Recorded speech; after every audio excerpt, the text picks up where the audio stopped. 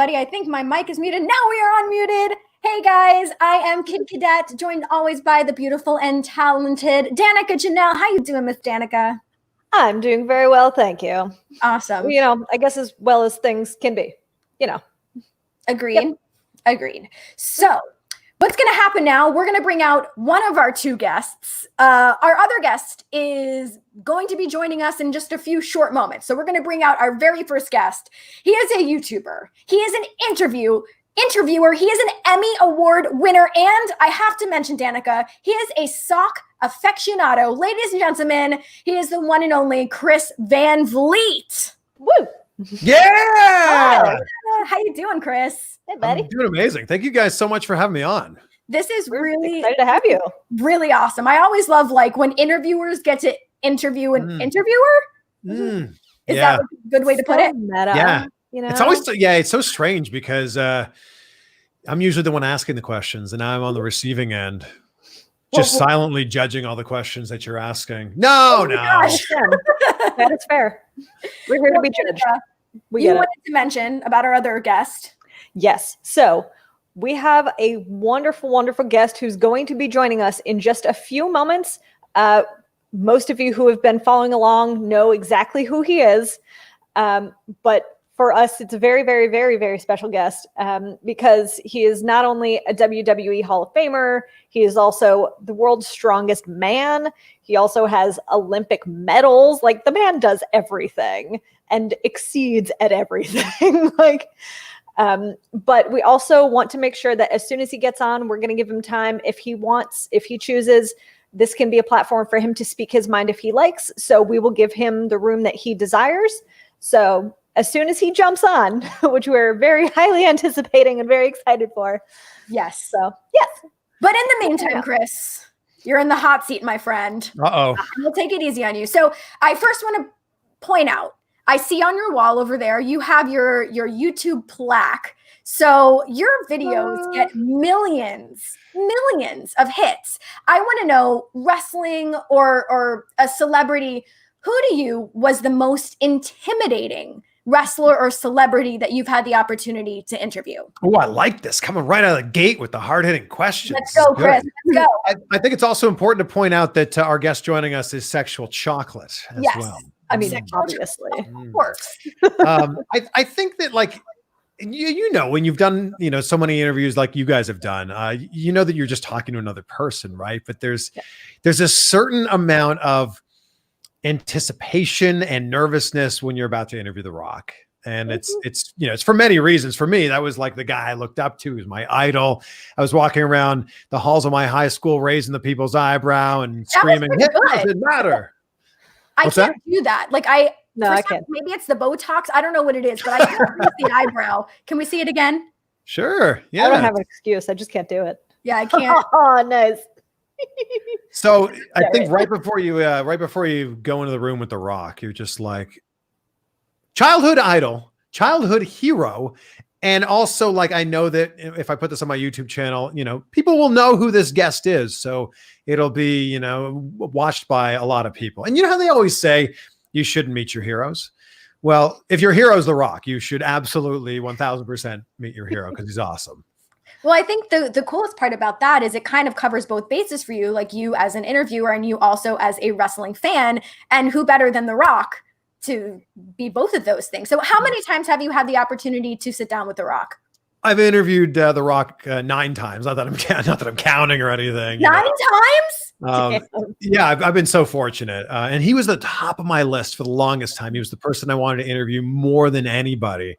And I actually got him for my first interview in a wrestling setting. I got him backstage at Monday Night Raw, and he was about to be promoting G.I. Joe 2, which he was about to be in. So this is like 2012, started 2012. But he was mainly promoting the John Cena match at WrestleMania. That was only that match that was only supposed to happen once in a lifetime, and then So I got him backstage at Raw, and it was like, for this to be my first time to interview The Rock, amazing. In fact, here it is. I have. What are we getting? And we're getting a lovely view of your shorts, Chris. Okay. Oh, yes. Thank you. I thought about not wearing pants. The Rock autographed it here, and then there's a photo of us together there. Oh, yeah, sweet. The Rock lied and said, "Had fun." Dwayne The Rock Johnson. I doubt Yes, it. Why? Because you're wonderful at your job. And I think the first time that I ever got to see you in action, being from South Florida, and Danica also from South Florida originally, is the iconic Deco Drive. Yeah. And I remember like turning on my TV and I'm like, who's this new dude? Chris Van Vliet, sitting down with like Meryl Streep, Jack Black, all these incredible people. And then the first time I had the opportunity, I think, to meet you in person was at an NXT event. So I'm like, okay, this dude knows like his wrestling. And then fast forward, you were the ring announcer for Blueprint Pro Wrestling. So I think, this is like quite the journey to now you're also a ring announcer. So what has this been like for you, Chris? Like your journey from Deco Drive to now ring announcer. And I know you have a move coming up pretty shortly. So, I mean, for me, it was just I wanted to enjoy what I did every single day. Like that was my whole thing. I didn't want to be one of those people that hated going to work every day. So I had this epiphany in my senior year of college. I woke up one day and college was awesome, right? College is so much fun. You're hanging out with your friends, you're drinking beer, you're going to class if you feel like it. And I was like, when I graduate, this is all going to come to an end. Like really quickly, I'm going to have to like enter the real world. And there's no choice. You just have to go to work for the next 40 to 50 years of your life. So that was where it began for me. And I started reaching out to every radio station, every TV station in my college town, and just basically said, here's who I am. I'm passionate about broadcasting. This is what I want to do. Can I come in and see how it's done in the real world? And to make a long story short, I was given a chance to volunteer at a few places. A radio station ended up hiring me on to push buttons behind the scenes. And that was where the journey began. It was like, it began with this idea of, I don't want to hate my job. Yeah. And I want to be able to wake up excited to go to work every single day. So it's taken me to a lot of cities. I mean, you talk about South Florida, but it was a small town in Ontario. My first television market was Peterborough, Ontario, to Vancouver, British Columbia, to Toronto, to Cleveland, to South Florida in Miami on Deco Drive. And now I'm moving to Los Angeles next to try to take this thing to the next level. And I think you will, Chris. I mean, you have quite the following. You have a big name for yourself. I feel like everyone in the wrestling world knows Chris Van Vliet. And I think that you've been taking the opportunity during this like crazy quarantine time to interview people, like a lot of wrestlers. I mean, I saw Jordan Grace, you just had an interview up with her. And what has this been like for you during this quarantine time? Do you have like a favorite interview that you've done? First of all, isn't it so cool that we can hang out like this? Like, I know. Yeah. Quarantine has kept us all apart from each other, but at the same time, like brought us all like closer together. That's the one benefit, I think. For sure. And I think the other benefit is we've all been able to like focus on what matters most to us and who matters most to us. But I think my favorite interview since quarantine started was probably Will Ospreay, someone who I think he's such an insanely talented wrestler. I think that he's, if not the best in the world, one of the best in the world. And he just sent me a tweet or DM and said, hey, I know you wanted to do an interview with me last year and I wasn't ready to do an interview. Do you want to do one now? And I'm like, yes, I do. Sure. So let's do it. And that was how it came together. And what a great guy. I mean, as talented as he is in the ring, he's an even nicer guy behind the scenes. That's always my favorite part is sometimes you're not only a fan because of someone's talent, but you become a fan because of how good of a person people are, Yeah, for sure. And that's all that really matters, right? And I think that having those interactions with people when you're not on camera or, it doesn't benefit you in any other way other than being a good human is really what defines you of being a good human. Yes. And I can vouch that you are indeed a good human, Chris Van Vliet. Wow. Well, you are as well, Kid Cadet. Thank you. And Danica, I just met you. You're very kind and very sweet. Well, okay. So once again, I'm getting messages from our other guests. I believe he is going to try to sign on from his phone. Listen, this is a live stream. Anything could happen. And before the stream, Chris was like, don't worry about it. We're going to make it happen. He'll be here. Yeah. Yeah. And he's on the way. So just momentarily, thank you guys so much. And thank you again, Chris, for like coming on early with us and chatting with us. And Thank now you guys for having me on. I feel like we should talk about what's behind you, because I do see belts, but on top of the cabinet, what's that kind of hiding out there, like on top of the cabinet? That's just one of my Emmys. You know, just an Emmy. It's just one of them. The others are one of them over there somewhere. You're in the bathroom. She's like on the toilet. That's to be born and raised in Canada and then move to the US. I moved 10 years ago to the US, and to like be able to not just be nominated, but then eventually win one. Like, it meant a lot for my career to be like a kid from Pickering, Ontario, a town that most people have never heard of. I've never heard of it till now. Well, there's a beautiful nuclear power plant there. Oh, yeah. Great. But yeah, it's cool. So thank you for noticing that. That's actually, I won that for a story I did about the independent wrestler Greg Iron, who was the only wrestler in the world, or at least at that time, that wrestles with cerebral palsy. Wow. Really? Awesome. Oh yeah. Wow. I had no idea. That's wonderful. Part of the tag team with Zach Gowen, the Handicapped Heroes. Yeah. Of course. And so how long ago was that, Chris? When did you win your first Emmy? This was 2012. And I was like, okay, like I can stay in America now. Like, this is good. Yeah, you're officially official. What do we have behind you? Rocky Horror Picture Show. Oh yeah. So this is my Rocky Horror Picture Show. This is actually signed by, I have Tim Curry, Patricia Quinn, Little Nell, Meatloaf as well. Like, I got the whole, gamut over here. This side is a little tougher to see, but I have anything from Kiss figures to Alien. I have a Pee Wee Herman, a bunch of Ghostbuster stuff. I have a Furby. He's kind of like hiding in the back. But yeah, just a little bit of everything that makes Kid Cadet, if that makes sense. This is great.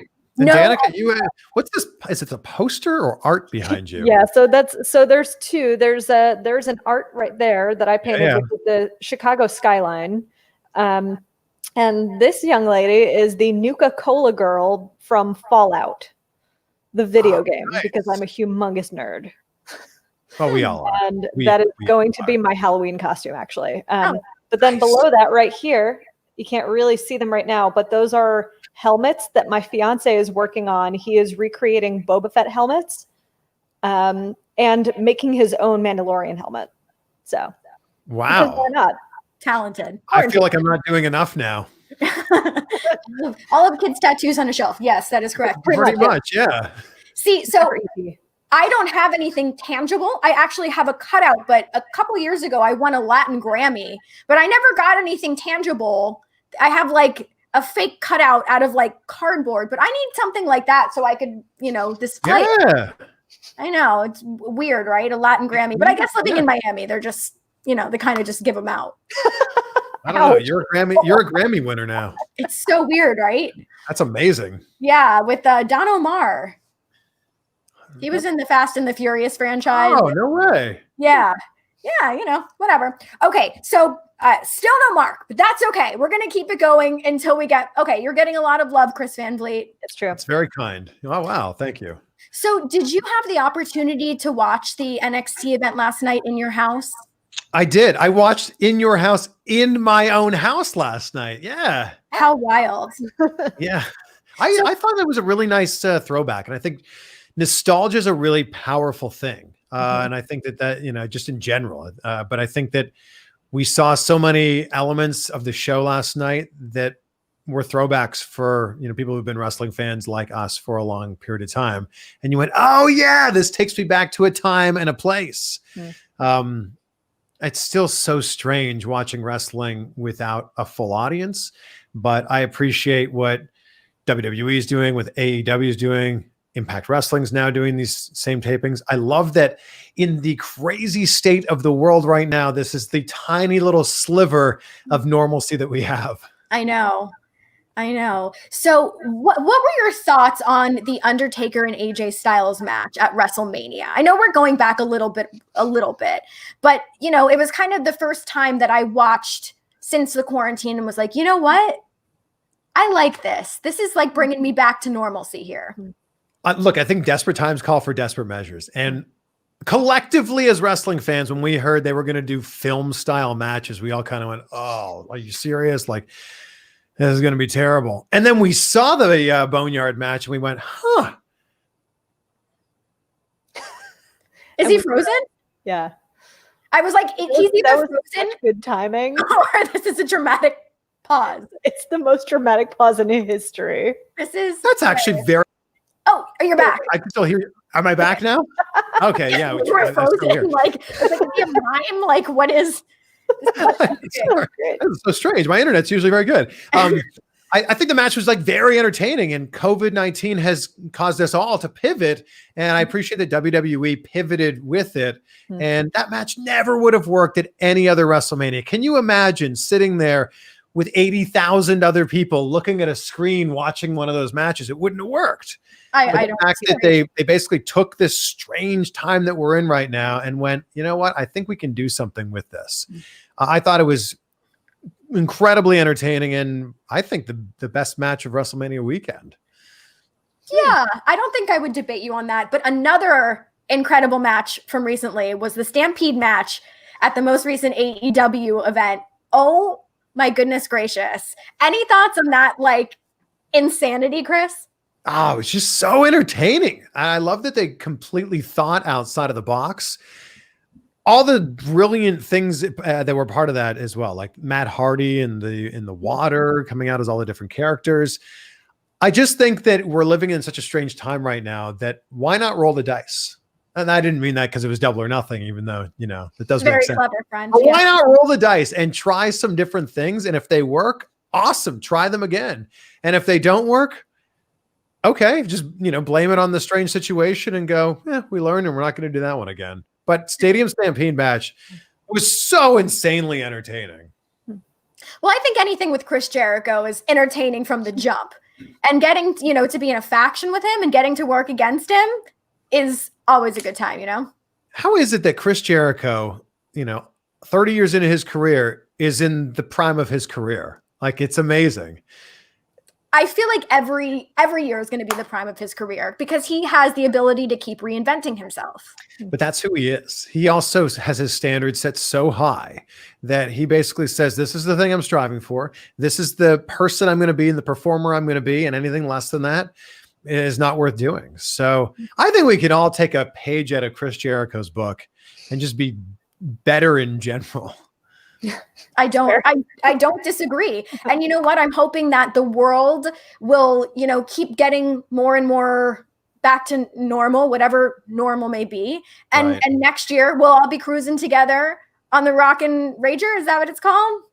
Is it the Rock and Roll Rager? Chris Jericho, like Chris Jericho Rockin' Rager. Yeah, I'm sure it has rock in the title and, all that stuff. I've never been on a cruise. So I feel like that would be a good, way to start, just surrounded by people that are obsessed with the same thing as me, I don't know. That might be like diving right into the deep end. Yes. I think that I've never been on Jericho's cruise, but I've heard it's amazing. But I've been on other cruise ships, which are mostly filled with old people or children. So maybe this would be good because you'd be surrounded by like-minded individuals. And as long as there's karaoke, then I'm good anywhere. So then you're in. Every cruise ship has karaoke. Perfect. Karaoke trivia. Live in like the cruising capital of the world. How have you never cruised before? Chris, I've also never been to Key West. What? That's upsetting. You're not a true Floridian. I know. I'm not. I mean, I don't go outside. I hate the beach. I know. She's never wrestled an alligator. I don't know. What? No. The night year ago today, I just got the reminder on Facebook Memories. I swam with an alligator in Florida. You did? Oh. What? Yeah, I swam with an alligator. Like for fun? Well, it was for a TV segment, but that was it was totally for fun. Yeah, on purpose. Yeah. Well, speaking of TV his name was Casper. He was a very friendly alligator. Oh, those exist? Okay. Let me see. I'll pull up the picture here. It'll come up here. When they're small, I'm not offended by them, but well, my friend Jamie, Chris, is asking about your interview where Leslie Mann hit on you the entire time. Oh, right. Yeah, there it is. It was uncomfortably hilarious for me too. So I had a whole bunch of other friends and colleagues that had gone into the room and done the interview with them. And they were doing an interview for a movie called How to Be Single. This is 2016. And everyone's walking out of that room going, oh, they're not a great interview. Like, good luck, man. And I'm like, really? Oh gosh. okay. So I kind of walked in and I was just like, oh, hey, how's everyone doing? And just out of nowhere, they just started being really flirty and fun. And I'm like, huh. And the TV show that I was on, Deco Drive, is like a little bit out off the wall. Anything goes. So I'm like, let's see how far we can push this. Like, so I just kind of kept going along with it. And they just kind of kept bringing it back. And the next thing you know, Leslie Mann's trying to set me up with her makeup artist who's off camera, and Dakota Johnson's asking me to unbutton my shirt. And yeah, I remember the shirt part. Yeah. So they were like, they wanted me to take my shirt off. And I'm like, I'll unbutton it like once. And Leslie Mann's like, if you don't take your shirt off, we're not going to talk. And I said, oh, fine. I'll undo like 2 buttons then. And it's funny to think about it now in 2020, because this interview would never have happened now, after the Me Too movement and everything. And look, I was completely comfortable the entire time that this was happening. And at no point did I feel like I was, uncomfortable or, didn't want to be there. Yeah. But then when I did see Dakota Johnson, like a year later, she's like, I'm so sorry for what we did with Leslie Mann. I'm like, no, it was great. It was fun. By the way, here's the picture of me swimming with the, oh geez, look at the reflection. There's me swimming with an alligator. Wait, and there he goes. And it's quite a reflection. So that's monstrous. It looks like it's out of like the Meg or something. Yeah. Yeah. What's going on with our friend Mark? Chris, I do not know. He's having a party by himself, I guess. He asked if he could join us. But I hope he joins, because we have an awesome game to play. if he doesn't, speaking of which, Mark! There he is. What's going on, guys? Hi, Mark. How are you? I'm doing good. I'm the incredible track dad today. You're the incredible track dad. So your kids had track today? Yeah, that wasn't one of my responsibilities today. It was kind of like heaped up on me, and here we are. Well, thank you so much for joining us. So, Mark, I'm not sure. Have you and Chris ever met before? No. So I'm glad that we're meeting like this. We were supposed to do an interview months ago, and it didn't end up happening. So I'm glad that we're able to hang out here tonight. Yeah, I think it would have been good in the ring, but here we are. I think it's just as good. Well, we're absolutely honored to have you here. Thank you so much, Mark. So, Danica, did you want to? Yes. So before we get into all the real fun stuff, we wanted to give you the opportunity to say anything that you want to say about what's going on right now. We want to give you a platform, because we don't have things to say about it, because we don't belong in a place to say anything about it. So, well, I think everybody has something to say about it. I have a friend of mine that everybody knows and loves, the Undertaker. And I was with him this weekend, and there's been several times in his life where, as a white man, he's been in situations where people said stuff derogatory. Like right after somebody walked off in the middle of the conversation, and he was able to stand up and go, "Hey, I'm not with that. Don't do that around me." And if more people did that, we'd have less of a problem. Yeah. So that being said, the voice of a non-Black person has some weight, because even traveling with Dr. King, he mentioned in some of his journals that the civil rights movement would have never worked without sympathizers, without the whites and the Hispanics and the Asians walking with them. Because it was only going to be good for everybody. And, I'm proud to say that I'm unapologetically Black. Like, I don't have a problem with going in any situation. I've never not wanted to be me. I'm from the same cut of cloth as James Brown. The things that other people, non-Blacks, like about Black people is the fact that they are who they are. Mm-hmm. And I'm going to continue to be who I am. And I think that more people need to do so. We just need more people standing up and saying, you know what, like, I don't see what you see. and the Confederate War was the Civil War was won by the North, but when that time came, all the people that were soldiers in the losing effort, where did they go? Mhm. They went into law enforcement and they became firemen. So there was all these segregated groups. There wasn't a black police officer in Georgia, in the state of Georgia, until 1981. 81, not 71 or 61, but 81. And even then, those guys couldn't even dress in the police house. They had to go to a YMCA in a black neighborhood. So that's America, and we just need to change some things. This systematic racism is got to stop, and the police brutality is at the top of that list. Like, if you're caught and investigated murdering somebody or harassing somebody, then you should be put on charges, and it shouldn't be investigated by local and state officials. It should be, every case should be governed outside, and the political state that we're in right now does not see that. So if people have a problem with it, they need to go out and vote and see what happens in November. Definitely. Hell yes. Well, thank you for being who you are. And that's why we love you, is because you are who you are. And thank you so much, Mark. Well, thank you. Thank you. Okay. So, Oh, I love you so much. yeah. Whew, okay. So, Mark, when we were talking about this earlier, and when you had posted about this earlier, you mentioned comic conventions.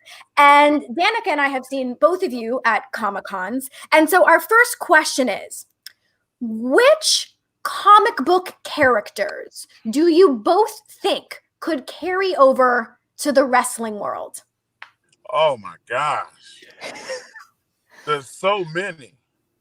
I think the best one would be Deadpool, because he could talk and he's funny and he's glib, and Deadpool would make a great wrestler, and he heals fast. Exactly. He can regenerate. That's good. Yeah. And right behind him, I'd like to see Logan. I like to see Wolverine be a pro wrestler. Hulk and Thor would be unbelievable. Oh my gosh, they'd be so much fun to watch have a wrestling match. I love all that. What about you, Chris? I think it'd be pretty hard to stop Superman. Like I feel like Superman would like shoot lasers at you, or would run the ropes super fast. You might not even see him. Yeah, but I'm going to go on the flip side of this. How good of a heel would the Joker be? Oh wow. Oh. The Joker would be an unbelievable bad guy, and I thought about it too. Like, Thanos was one that I think would definitely thrive in a wrestling ring. He just snaps. But Yeah, you're I right. think there Thanos would is be deep. guys that would disagree with him snapping his fingers. True. All right, Danica, what was your follow-up question? So, yeah, I guess it really leads into this question then. So if you had to recast wrestlers as the Avengers, who would you choose to replace each of them? Wow. I mean, you can base it on whatever, if it's Whoa. like personality. Okay. Oh man. Well, let's just start. Let's see who we got here. Well, let's go with Seth. Let's go with Tony Stark. Okay, who's Tony Stark? Like the rich philanthropist / genius. I would have to say Seth Rollins would make the best Tony Stark. He's glib, he's colorful, he has a lot of respect for himself. And anybody that love themselves, I think that they can pull off the Tony Stark. Does that make Becky Pepper Potts? Yes. With the red hair, yes, good call. Thank you. That's a good call. I think just Mike's skills alone MJF might be a good Tony Stark. You know what? I think so, but MJF, I think would make for more of a bad guy. I think that this is true. He's not saving anyone but himself. yeah, Like a he's Loki not gonna type? save anybody but himself. Who would be like who'd be the wholesome Captain America who's, you know, trying to help everybody else out and puts himself last? You think John Cena is? Yeah, John Cena pretty much is Captain America in real life. Is Captain America. And let's do one more. How about Black Widow? Oh, Ronda Rousey. Can't argue with that. That's fantastic. You couldn't argue with Ronda Rousey. Yeah. You know, I think that, you know, a close second, I would say Charlotte Flair, but I think Ronda would be the better pick for that role. Ronda's like a real life superhero. Yeah. At least to me. I don't disagree. Okay, that was a hard one. Wow. Sorry. And that was harder than I thought. Yeah. I feel like we could do them all if we had more time. I feel like we could cast every single Avenger, and then we go into Guardians of the Galaxy, but we'll do that in the next stream. Would Mark Henry be the Incredible Hulk? Mark? You know what? I think Brock Lesnar would make a great Hulk. Oh. Yeah, definitely. I don't know. You'd make a great Hulk too, though. I think I'd be a better Thing. Oh. That's from Fantastic Four, right? Yeah. I love it. We have the entire superhero universe.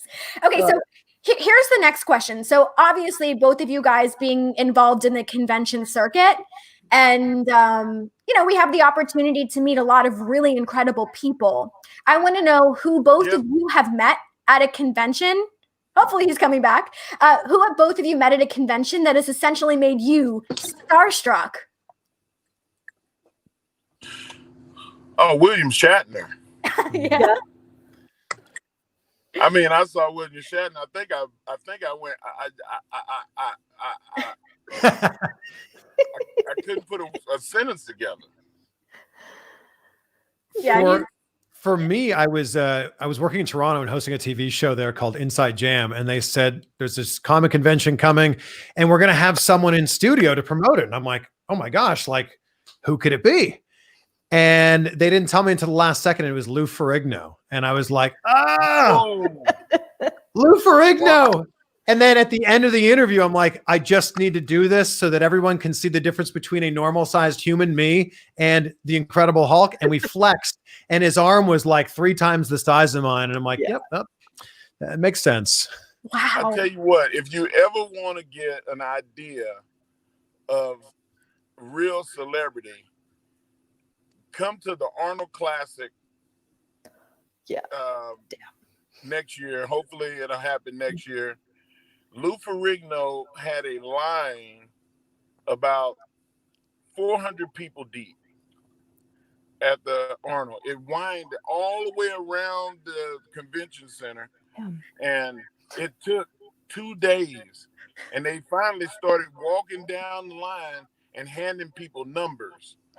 And they said, okay, if they shut down, then you come back tomorrow and we'll start where these numbers line up. Wow. And I had never seen anybody do that before. I mean, I've seen some serious dogs in the Comic-Cons and spaces like that, but I've never seen that many people in the line. And everybody stayed. They stayed in the line. Wow. Until they got their numbers. That was crazy. Yeah, that's pretty epic. And he's another very nice person. I did get to host a panel for him at one of the GalaxyCons. And the entire time, it's one of those things where you're sitting there and you're looking at him, you're like, I'm sitting next to Lou Ferrigno. Like the Hulk. Like, and I'm like, so like, what are some of your eating tips? Like, I don't even know. What do you ask the Hulk? Anyway, okay. Danica, what's your next question? All right, let's see here. All right. So, Mark, you've wrestled in some of the biggest venues in the world. And Chris, you've interviewed the biggest celebrities in the world. What do you each do to combat nerves? It's like, what do you do to prepare to make sure that you're not like a jittery mess? Because we could use some tips. Yes, please. Chris, what do you do? Well, I mean, I'm not nearly in the situations that Mark's been in, but I think for me, it's just remembering that if I'm going to be sitting down with some of the biggest stars in the world, I've been so fortunate to be able to interview not just the biggest stars in wrestling, but some of the biggest celebrities in the world. I think you just got to remember that they're just a person, like we are, and they put their pants on one leg at a time.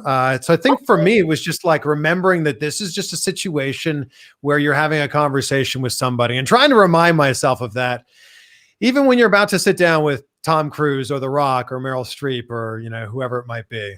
But I think it's a completely different situation, Mark, when you're in front of 80,000 people at WrestleMania. Yeah, you look like a piece of sand. It can get nerve-wracking, but at the end of the day, I realize that the people are there to see me. And I want to go out and give them what they paid their hard-earned money for. And that's the best me that I can give them. And I think the hardest things of me have been one-on-ones. Like, I'm able to deal with the crowds. It's the being pulled aside by the president at the White House and, him wanting to talk wrestling. Like when I signed with the WWE in 95 and started in 97, when I got to the White House, a guy came up and said, "Hey, can you mind coming in this room for a minute and let me talk to you?" And I was like, "Oh shit, what did I do?" I mean, I thought that I was under good behavior. I didn't say the F word, did I? Did I cuss or anything? What did I do? And I walk in this room and Bill Clinton was in there. And oh my God. And I'm sitting there and I'm like, "Mr. President, how you doing?" And he's like, "Oh, come on in. I want to talk to you." Wow. I heard you sign with the WWF. And I was like, "Yes, I did." And we talked for about 20 minutes, uninterrupted, just me and the president. And I was nervous as hell. I thought that if, anything that I said I was going to be held in contempt or something. I felt like I was in a courtroom. And he said, "Man, just relax, man. Enjoy. I grew up watching wrestling. I used to go to the Sportatorium. Hillary and I used to go to the Sportatorium when we were in college." And I was just like, wow, he was a wrestling fan.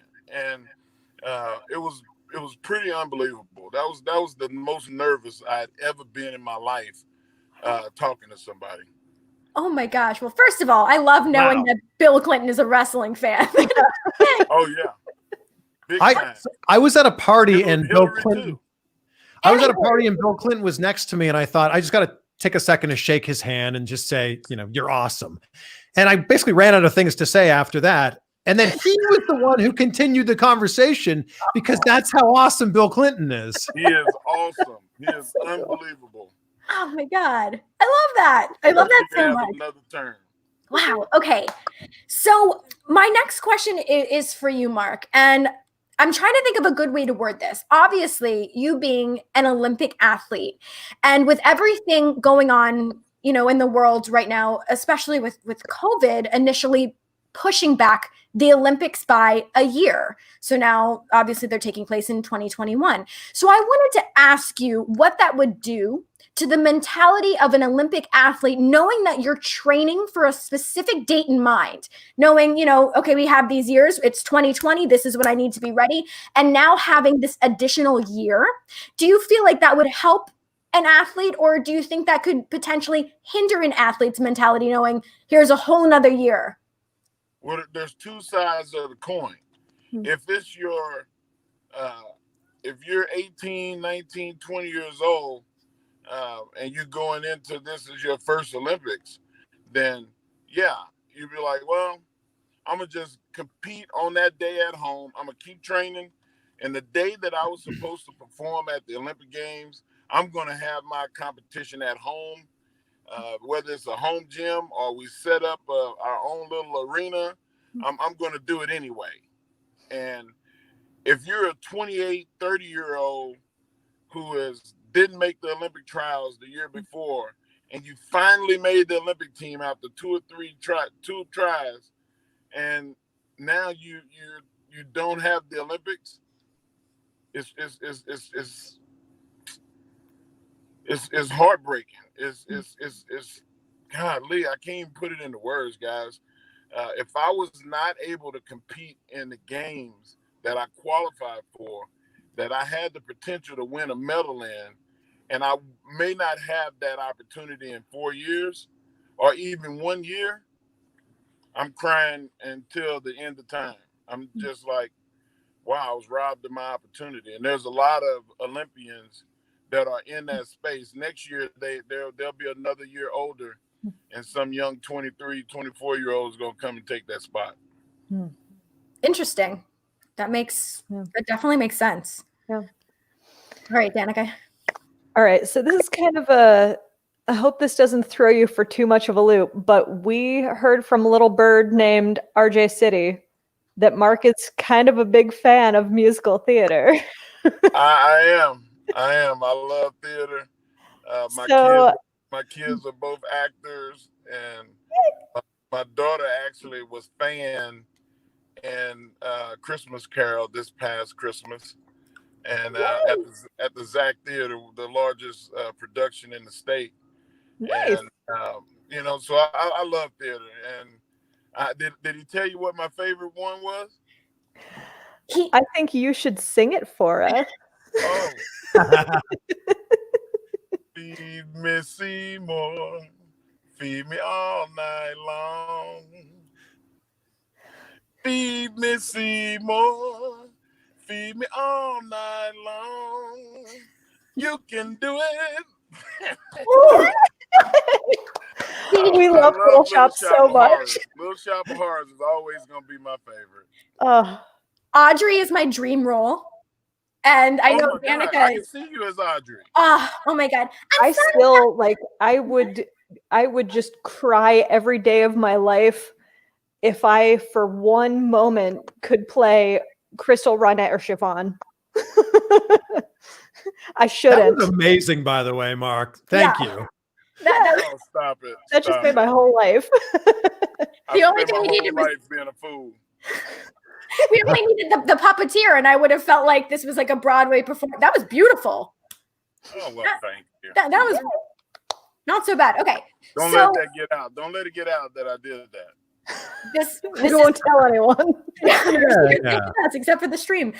Okay. So before we get into a game, because we actually have a game that we're going to play, I want to know, for the both of you, what makes you laugh more than anything?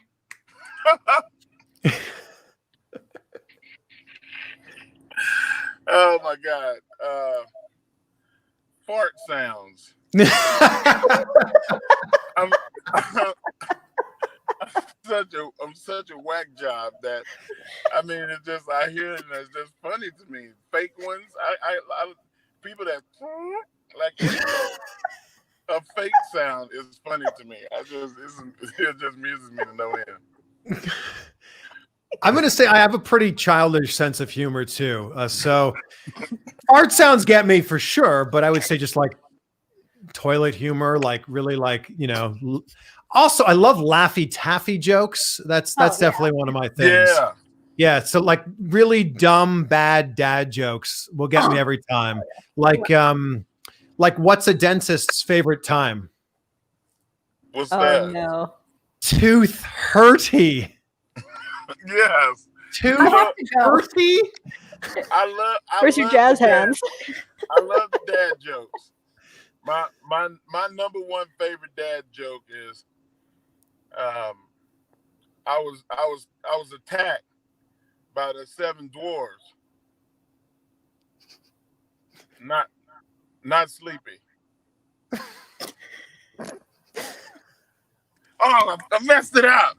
I was attacked by the 6 dwarves. Not sleepy. Redemption. Damn it. You're delivering. I gotta redeem myself. I have to redeem myself. You must have another dad joke. You must have another dad joke. What do you call? How did it go? Yeah, I've been hitting the head a lot. See, you gotta bear with me. Oh God. Like, okay, what do you call? Oh, what do you call a? I'm gonna stop. I'm gonna run. I'm gonna butcher it just like I butchered the first one. I'm not allowed to tell dad jokes anymore. I'm banning myself. You're banned. I'm banned. I still enjoyed both of them very much. Very beautiful. Okay. We're good. Danica, what do you say we play our game? Should we play our game? I'm so excited. Okay.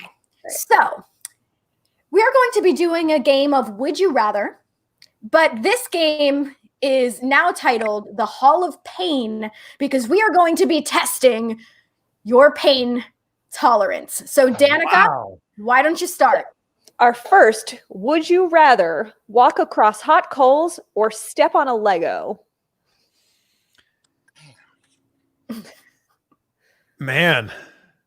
Okay, I'll go first on this one. I think that I will pick, and by the way, Hall of Pain, this is brilliant calling it this. I will take the walk across hot coals because I know that's a thing you actually do at like the Tony Robbins, things that he has, the seminars he has. If you've ever stepped on a Lego, you know how painful that can be. Wow. Mark? You know what? I would rather walk across coals too because I stepped on a Lego and ended up hurting my elbow. I stepped on a Lego and then I fell backwards so hard, reaching for my foot that I landed on a coffee table and I hit my elbow on a coffee table. Oh no! So you can make yourself. You can hurt yourself other places, not just by your foot being in pain. That noted. All right. It's a PL lesson. Always clean up your Legos. Yeah. All right. Here's our next one. Our next one is, would you rather watch an entire season of The Real Housewives or listen to Mambo No. 5 on repeat for 24 hours? Which Housewives season is this? You can pick. Well, we'll let you pick. Well, I'm just going to go with Mambo No. 5. For 24 hours? What a catchy song. We like Erica and Jennifer and I can't remember the name. So you've been hitting the head a few times too. You know what? I think I would rather watch Housewives. Oh, wow. One song over and over for 24 hours, I might put my eyes out. Yeah, you know what? And the Housewives won't take 24 hours. You know, a season's going to take 12 hours or something like that. Well, then you've never seen the Housewives because they don't stop. So, all right. Here's our next one. Next one is, would you rather eat a ghost pepper with no milk on hand or eat an onion like an apple? Oh, that's easy. An onion like an apple. Okay. Yeah, I'm going to go with that one too. You might tear up a little while, but I've actually seen somebody have the paramedics called from eating a ghost pepper. Oh, yeah, we don't want that. Yeah. Onion? Yeah, I'll take the onion. All right. Yeah. Onions on the house. Smart All right, call. next one. Would you rather be attacked by an army of red ants or attacked by a swan? I think I would rather get attacked by a swan because the Henrys bite back. Oh, I think you could take it. I had sandals on and got attacked, or I guess, bitten by a whole bunch of red ants. And I feel like I still have the marks on my foot now. And that was like 5 years ago. So I'm going with Mark here and I'm taking the swan, especially if I'm with Mark Henry and we can fight the swan together. Smart man, we're going to barbecue that bad boy. He was asking for it. all right. Here's the next one. Oh, man. Would you rather receive a Big Show chop or receive a Kali chop? Oh, Big Show. Jesus. That Kali chop, I'm still recovering. That was 5 years ago. Oh my gosh. When I interviewed Big Show, I actually asked him to give me a chop. I wanted to be able to see what it felt like. I trained to wrestle, so I wanted to see what it would feel like. And he was like, I'm sorry, I'm not going to do that for you. I will not. So Nice of him. I choose the Big Show chop here, and I still want this to happen one day. Don't do it. That's coming from Mark Henry. Bro. Don't do it. Okay, you here's got to err on the side of caution and use your good sense. Don't do it. here's the next one. Would you rather stub your toe or bite your tongue? Oh man, what's wrong with y'all? It's the Hall of Pain, Mark Henry. Oh. Oh my gosh.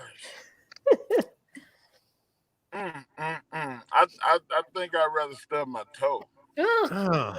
I've done both, and I think that the biting my tongue hurt the worst. If this is like one of those toe stubs that goes away after like 5 or 10 minutes, I'll take that.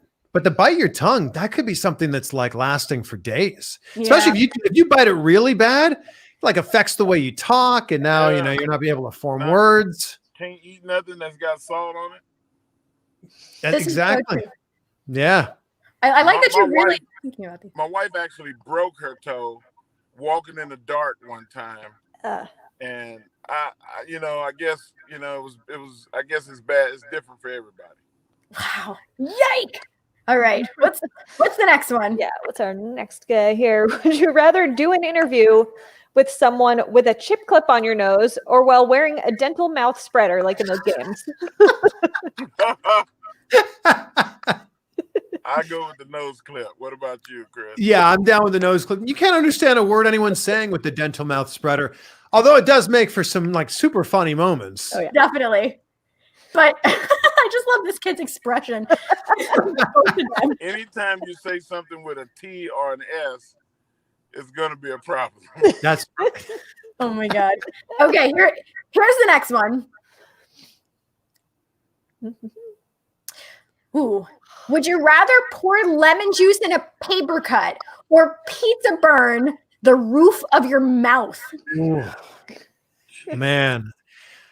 I love pizza more than anything else. And there's nothing that I hate more than getting too excited. The pizza's fresh out of the oven. You grab it immediately and you pizza burn the roof of your mouth. So I will take anything other than that. And if this case, it's pouring lemon juice on a paper cut, give me all the lemons. All right. When life gives you lemon juice, squeeze them in a paper cut. Yes? I think this might be the first one we disagree. Oh. Oh? I've been cut before, and I haven't had a lemon squeezed in it, but pouring alcohol on a cut, I remember that pain. If it's anything remotely similar, no thanks. I'd rather have to put some ice in my mouth than have to endure that pain. Okay. Wow. Here's the next one. All right. Next one. Would you rather get a scooter to the ankle or get your finger smashed in a car door? Oh, shit, that's easy. Man, hit me with the scooter. Same. Really? Wow. Those razor scooters are no joke. I think worse would be to have a shopping cart hit you in the back of the Achilles. Ooh, That's wow. terrible. Yeah, it's awful. No thanks. That's bad. There's something about like when the pain's just in one little area, like your finger, versus, your leg is a much larger area. So I'm going to go scooter to the ankle for sure. Although I wish neither of these on anyone. Well, yes. No. We don't wish any of these on anyone. I think the last time I slammed my hand in the door, I was probably like about 10 or 12, somewhere in there. And I don't remember that being pleasant at all. Oh, man. Yeah. Ew. Ew. All right. I think this one's the last one. Would you rather participate in a Kennel from Hell match or a scaffold match? Oh. I think the Kennel from Hell, because I'm afraid of heights. And for some reason, I had to climb on top of a 20-foot cage one time. And I really thought that I was going to have a heart attack and die. Oh, no. Oh, gosh. Oh. Wow.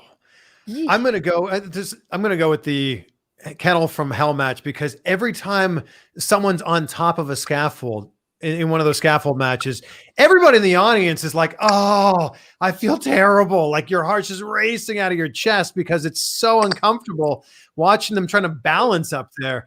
I figure if you bring, these dogs that are coming in, they've got trainers. They must be nice-ish dogs. They're not going to hurt us. That's true. I like your justification, Chris. But great job with these questions. These were not easy. Thank you. That's what we're here for. The tough, complicated, would you rather have a paper cut or mouth burn question. Good job, guys. I think I'm gonna steal this. Oh, sure. I'm gonna have the Hall of Fame, and I'm gonna credit y'all for giving me the idea for the Hall of Fame. Well, thank you. And thank you for participating. So with the few minutes that we have left, Mark, I was wondering if you could maybe give us a good Mae Young story. Oh my gosh. I think my favorite story is the one she rode with me for about 6 months. Moolah was injured and couldn't be on the road, so she rode with me. And I asked her several times, like, stuff that happened in the old days. And my favorite was her second or third week in the Dallas territory with Paul Bosch. She went in the locker room and they told her that, this is not a place for a fashion show because she was a beauty queen. A lot of people remember the old 80-year-old Mae Young, and they don't remember the 24-year-old Mae Young, where she looked as beautiful as any woman you've ever seen in your life. But she walks into this locker room and they tell her that this is no place for her. And she said, listen, if you're going to be disrespectful, at least do it with your zipper up. and the guy looked down to zip his pants and she kicked him in the nads. Yes. Wow. And Girl stood power. over him, and she stood over him while he's screaming in pain and said, if there's anybody else in the locker room that's got a problem with me being here, I think you should talk to him. Ooh. And I thought that was the best story that anybody's, not just the woman, but anybody's ever told me. Like, that was some serious cred right there. That makes me love her even more. Oh, yeah. Wow. 100%. Yeah. That's amazing. Okay. Before we wrap this up, Mark, can you confirm nor deny that your birthday might be on Friday? Yes. My birthday is on Friday, and if you tune in to Bust It Open from 6 to 9, from 9 to noon Eastern Standard Time, you'll get to see the celebration of Mark Henry Day on Sirius XM. Heck yeah. Well, happy birthday. Well, thank you so much. Stop it. Stop. Well, before we wrap this up, Chris and Mark, do you guys have any final thoughts that you want to leave us with here today? I think Mark Henry is awesome, and this was so cool to be able to hang out with you. And I want to have you on my show now. We got to make this happen. Hey, man, get my number. We'll do it. All right, there we go. I love that. If there's anything that I would close with, I would just say I hope that this pandemic hell is over soon, because I really miss the Comic-Cons. Mm-hmm. I miss the fans. I miss the camaraderie of the other entertainers that I get to meet, and meeting people like you and Chris. That's cool to me, and I missed it. I think we all agree with that. And in the next couple months, I think we'll be back under the same roof with all of our favorite superheroes, and we'll be partying it up. So once again, thank you guys so much for giving us your time. Thank you for having me on. Oh, yeah, thank you. Thank you. And we should mention next week we have Nita Strauss and Mick Foley joining us. Whoa! Two of my favorites. Yeah, we're super excited, but you guys have been incredible. So I guess on that note, we hope you have a wonderful rest of your day, and we will see you guys next week. Bye, guys. Thank you so much. Bye, guys. Bye.